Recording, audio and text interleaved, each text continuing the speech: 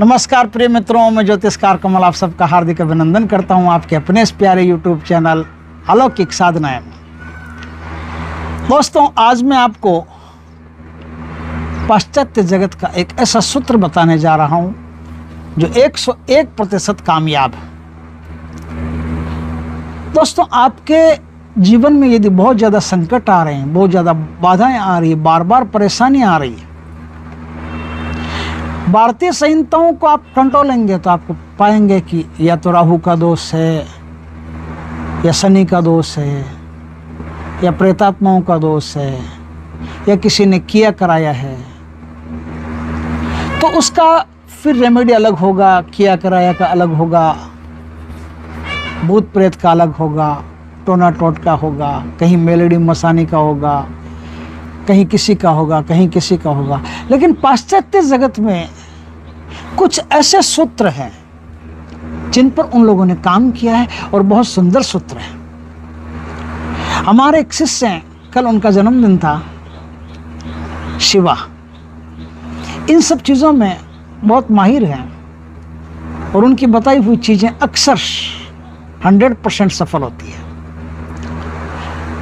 आज मैं उनकी बताई हुई कुछ चीज़ें आपको बताना चाहता हूं। अगर आपके जीवन में बार बार संकट आते हैं, बार बार परेशानी आती है, आप निरंतर दो काम करते रहो। कुछ नहीं करना, स्नान करना है। खाली स्नान तो सब करते ही हो, जैसे बताऊं वैसे स्नान करना शुरू कर दो। आप पाओगे कि आपके जीवन की समस्त बाधाएं, समस्त संकट, समस्त परेशानियां एक साथ ही खत्म हो रही और आपका जीवन एकदम सुकून में, आनंद में जा रहा है। तो करना क्या है दोस्तों, आपको कुछ चीजों की व्यवस्था करनी है। रोजमेरी के फूल, रोजमेरी गुलाब के फूल होते हैं, वो अपनी दुनिया में, उनकी दुनिया में उसका नाम रोजमेरी है। वो होता है ना एक फूल, वो लड़की ऐसे खड़ी रहती है, वो लड़का ऐसे घुटनों के बल उसको वो फूल देता है, वो फूल रोजमेरी का फूल बोलते हैं उसको। वो फूल चाहिए। तेज पत्ता चाहिए आपको कुछ, नींबू के कुछ छिलके। नींबू आप निचोड़ लो, छिलकों का क्या करोगे, वैसे ही फेंकते हो, अब फेंको मत, काम में ले लो। दालचीनी का पाउडर, इन सब को एक बर्तन में, एक पानी में उबाल लो।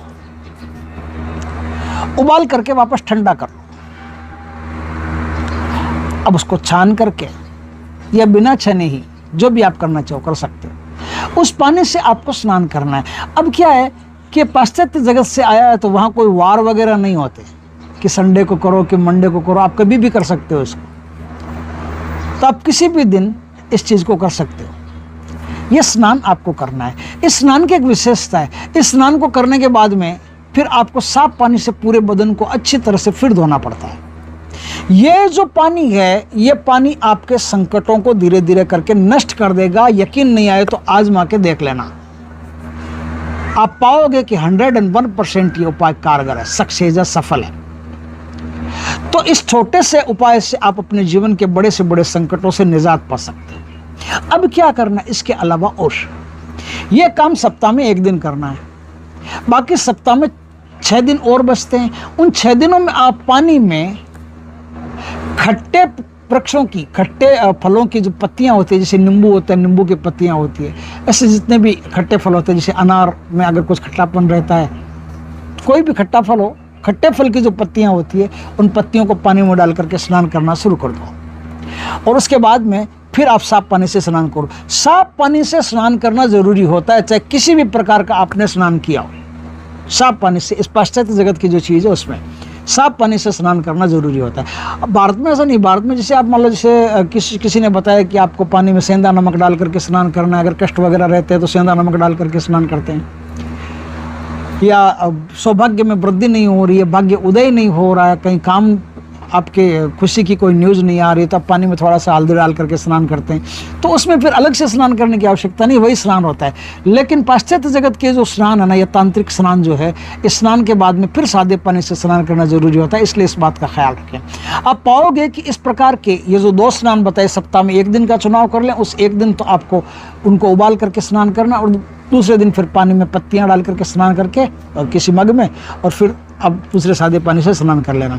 इस प्रकार से स्नान करते गए तो आपके बड़े से बड़े संकट होंगे, बड़े से बड़ी बाधाएं होगी, बड़े से बड़ी परेशानी होगी, देखते देखते खत्म हो जाएगी और आपके जीवन में सफलता के फूल खिलना शुरू हो जाएंगे। तो दोस्तों, वीडियो अच्छा लगे तो लाइक करना, कमेंट करना, शेयर करना। शेयर तो करना ही करना, क्योंकि आपकी हेल्पिंग नेचर होनी चाहिए। यदि आपकी हेल्पिंग नेचर होगी तो ही प्रकृति आपकी मदद करेगी, नहीं तो नहीं करेगी।